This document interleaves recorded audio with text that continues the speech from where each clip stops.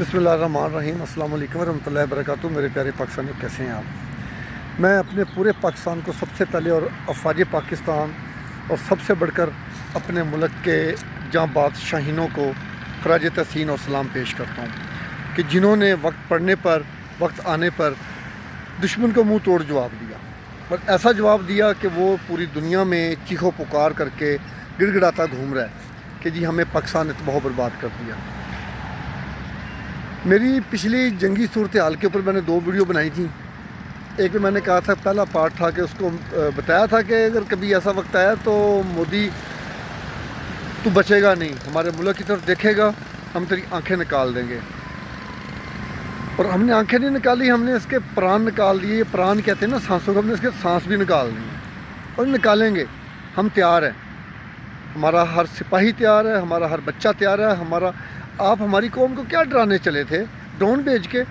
आपने जितने भी ड्रोन भेजे हैं वो हमारे लोग तो आपके मिसाइल, हमारे लड़के मोटरसाइकिलों पर लेके भागते फिर रहे हैं।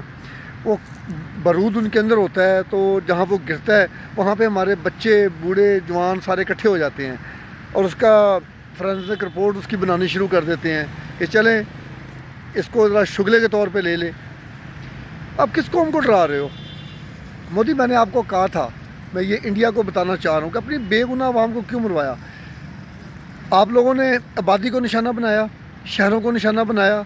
हमने आपकी फ़ौजी तनसीबात का सत्यानाश किया, तहस नहस किया और मज़ीद करेंगे अगर आप बाज ना आए। तो आपके ज़हन में ये चीज़ बैठी हुई थी कि जी अवाम के अंदर इंतशार है और भाई तुझे कहना ही तौहीन है भाई के लफ्ज़ की, और बग़ैरत इंसान। तुझे ये किसने कह दिया था कि हमारी जो अवाम है वो ज़रूरत पड़ने पे वो फ़िरक़ावारायत में बटेगी? तेरी सोच है। या पार्टीबाजी में बटेगी? तेरी सोच है। हम पाकिस्तानी, आपको पहले भी बताया था कि हम एक हैं। वो आपकी शिवानी सिंह भी आ गई। राफेल, तूने फ्रांस का बेड़ा गर्क कर दिया। राफेल तेरा लेके तू बड़ा उछल रहा था। जंग हथियारों से नहीं, जज्बे से लड़ी जाती है। मैं आपको सिर्फ इतना बताऊंगा कि हमारे अंदर जज्बा कितना है। मैंने कई दफ़ा बताया कि हम तो अपने वतन के अंदर पैदा, जब मुसलमान एक पैदा होता है ना, तो वो अपने लिए तलवारें लेके पैदा होता है। उसके हाथ में हथियार उठाने की ताकत पैदाइशी तौर पे होती है। हम तो मुजाहिद हैं सब के सब।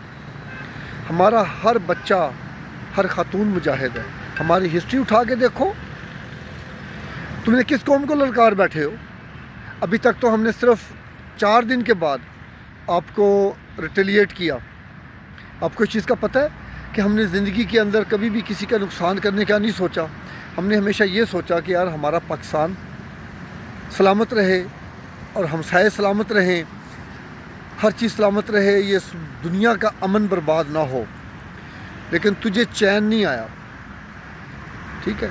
तूने हर चीज़ बर्बाद करने की कोशिश की और खुद मिट गया, बर्बाद हो रहा है तू।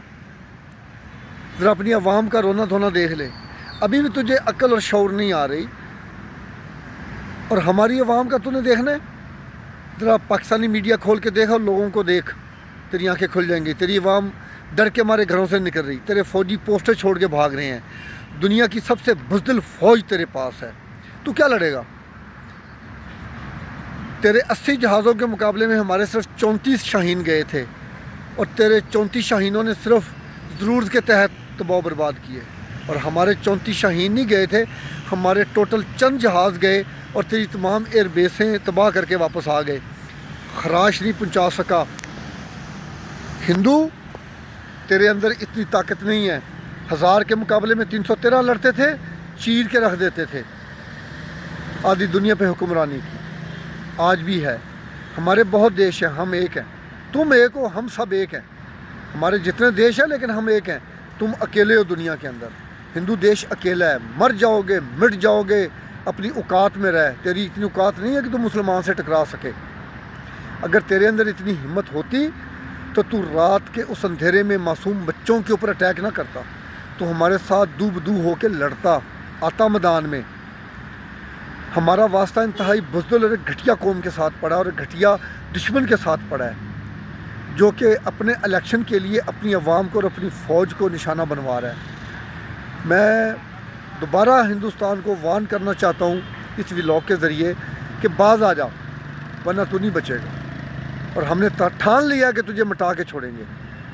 اگر تو باز نہ آیا تو اس زمانے میں مٹ جائے گا، اور ایسا مٹے گا کہ تجھے کوئی سنبھالنے والا کوئی نہیں ہوگا۔ مودی تیری موت آ گئی ہے، ہندوستان کے ٹکڑے ہونے ہیں، جتنی ریاستیں تیرے اندر سے بنیں گی وہ سوکھ کا چین تب لیں گی۔ تو پہلے اپنے ملک کے اندر تو بچا لے خود کو۔